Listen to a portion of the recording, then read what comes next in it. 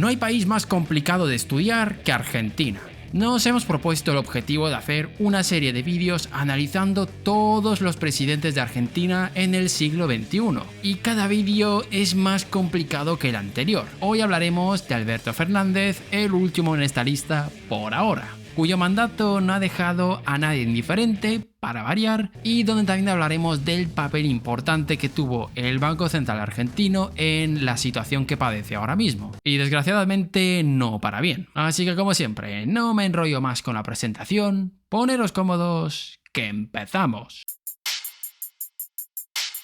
Fernández asumiría la presidencia en una situación para nada envidiable. Macri dejaría un país con las cuentas en rojo, una inflación descontrolada y el FMI pegado a su nuca pidiendo ajustes fiscales a la economía. La primera medida importante que envió Alberto al Congreso fue la Ley de Solidaridad y Reactivación Productiva. Entre las medidas más destacadas tenemos la imposición de un impuesto del 30% sobre la compra de dólares estadounidenses, la suspensión de movilidad jubilatoria por 180 días, el establecimiento de un nuevo esquema de retenciones a las exportaciones, el aumento de impuestos sobre bienes personales, entre otras medidas. Evidentemente, muchas de esas medidas no fueron recibidas con los brazos abiertos. En el campo, por ejemplo, generaron bastante revuelo, ya que muchas de esas imposiciones afectaban a las exportaciones de maíz, de trigo o de soja. Y para tratar de contentar un poquito a la población, se intentó llevar a cabo una política fiscal expansiva, con medidas como el ingreso familiar de emergencia, destinado a hogares sin ingresos laborales, o el programa de asistencia de emergencia al trabajo y producción. La verdad es que los nombres de los programas políticos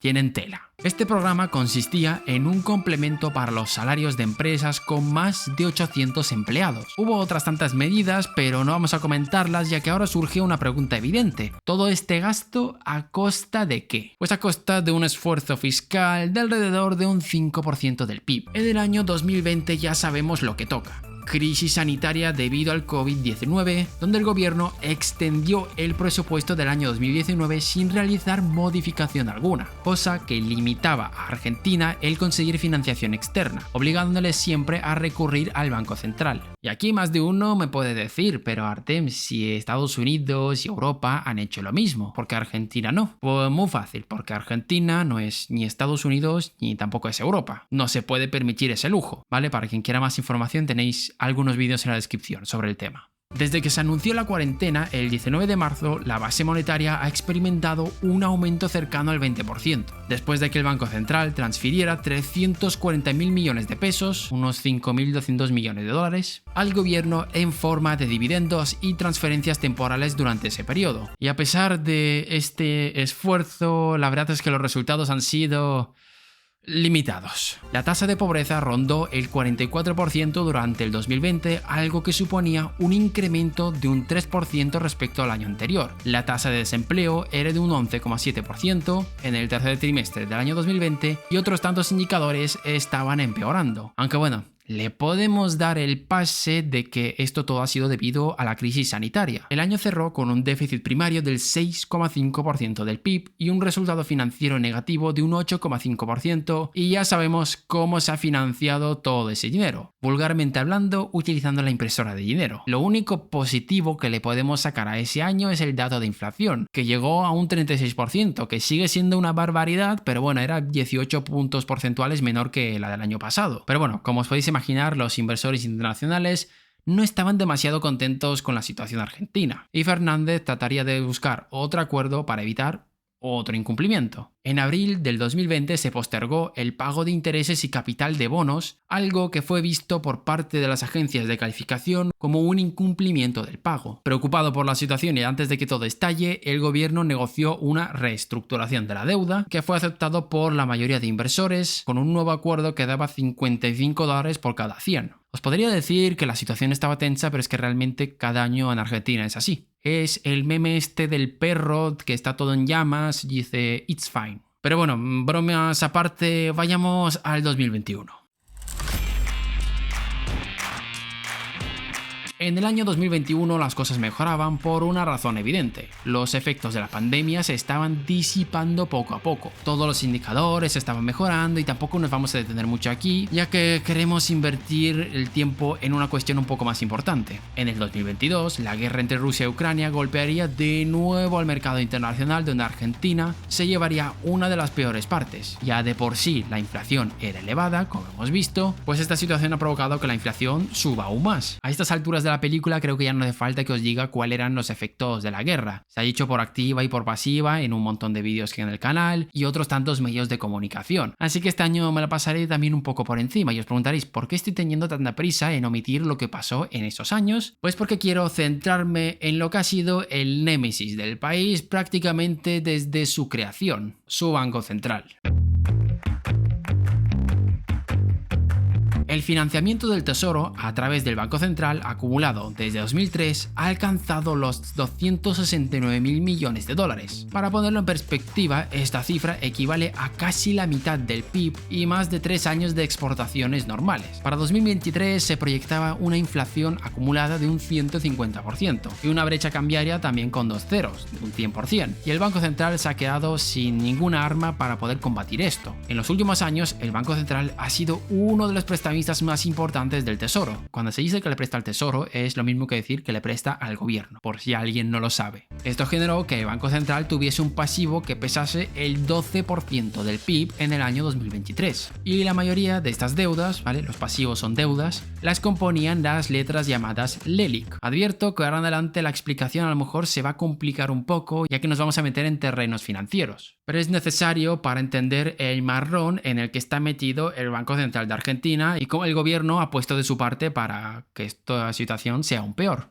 Primero hay que hablar del tremendo lío que tiene el país con los tipos de cambio. Argentina tiene una colección de estos. El Banco Central, en vez de permitir que el tipo de cambio fluctúe a lo que dicta el mercado, interviene para que este fluctúe en un intervalo. Y es por eso que en el mercado negro surgieron tantos tipos de cambio, porque no había uno oficial. Uno oficial como tal, ya me entendéis. Y esto puede generar problemas en la economía porque uno, te expones a posibles devaluaciones no controladas que provoca el segundo efecto, donde los exportadores retrasan las ventas esperando a que haya un tipo de cambio más favorable, básicamente, especulan. Y esto genera un grave problema para el gobierno. ¿Por qué? Porque necesita que las exportaciones crezcan. Y de nuevo, ¿por qué? Porque necesitan reservas internacionales, es decir, dólares o cualquier otra divisa, pero normalmente son dólares, debido a que el FMI les estaba ahí presionando. Por eso el gobierno de Fernández implementó el dólar soja, en donde los exportadores de soja tendrían un tipo de cambio más favorable para comerciar. Y para sorpresa de absolutamente nadie, la medida no sirvió de nada.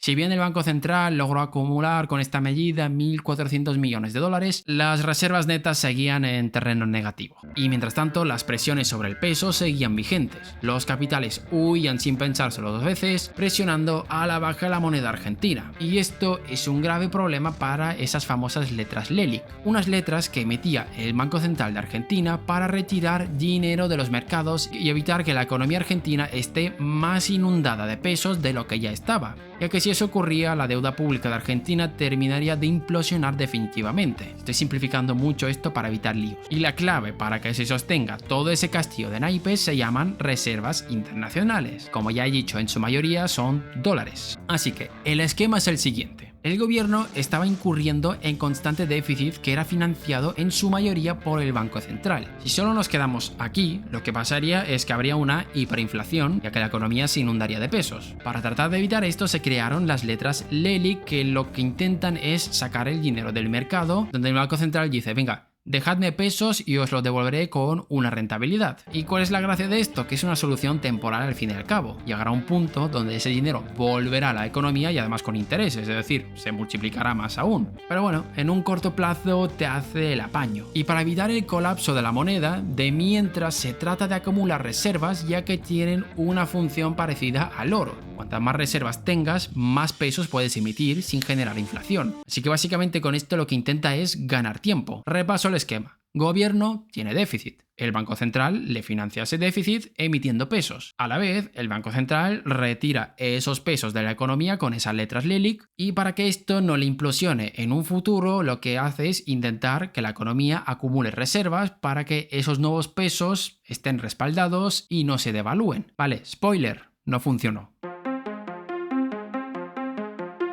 Argentina es un país exportador y concretamente vive de exportaciones agrícolas, que se han convertido en la principal fuente de reservas. Por eso se emperraron tanto en eso del dólar soja. Pues bien, todo lo que podía salir mal, salió mal. La producción agrícola de 2022 y 2023 ha sido desastrosa. Primero hubo un desplome debido a una sequía por el fenómeno de la Niña. Casi el 55% del territorio del país fue afectado por la falta de lluvias, según un informe del CISA. El impacto económico, de acuerdo con un informe de la Bolsa de Cereales de Buenos Aires, sería de hasta un 1,8% del PIB y una reducción de las exportaciones por valor de 14.000 millones de dólares. Y ya parece que el destino quiere echarse unas risas con Argentina, pero también se espera que ocurra el fenómeno contrario al de la Niña, el Niño, un fenómeno que suele aumentar la frecuencia e intensidad de las lluvias en gran parte del centro-este y norte de Argentina. O sea, esto parece como si tú estuvieses jugando a Age of Empires y quieres jugar en modo Dios y putar todo lo que puedas a tu población. Desgraciadamente parece eso. Para intentar revitalizar la matriz productiva y aumentar el flujo de divisas en el país, el gobierno ha adoptado una estrategia que lamentablemente solo dará resultados en un mediano plazo. Esta estrategia está relacionada con la expansión de la producción de petróleo. Recientemente, el gobierno de Fernández inauguró un nuevo gasoducto para transportar ese combustible. Y en este contexto tenemos nuevas elecciones donde irrumpe la figura de Javier Milei, la cual vamos a analizar junto con los otros candidatos favoritos después de haberos dado la turra con todos los presidentes de Argentina del siglo XXI.